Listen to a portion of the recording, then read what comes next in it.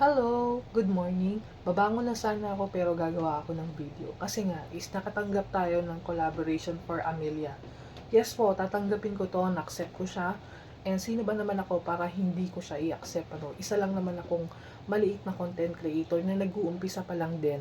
And pinag-aaralan pa yung kwan ni Facebook. So, payo ko lang sa mga nag-uumpisa pa lang,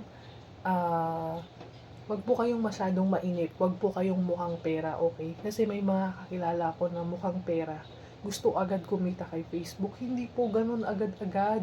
Hindi agad-agad na mai-invite ka ni Meta. Kailangan mong paghirapan. Kung baga sa nagtitinda ka, sa umpisa wala kang benta, pero in the end, marami ka ng benta. Kasi kilala ka na. Ganun din sa pagkukan ng vlog, okay? Sa paggawa ng vlog. Sa paggawa ng mga video. Kailangan 3 video na short, long video, text, and photos.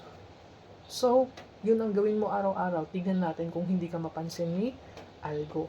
And, huwag ka pong makipag F to F kasi mapapagod ka lang, mapupuyat ka lang sa ginagawa mo. Content is the key, okay? Content is the key. At saka number 1, huwag kang mukhang pera, huwag kang mainipin.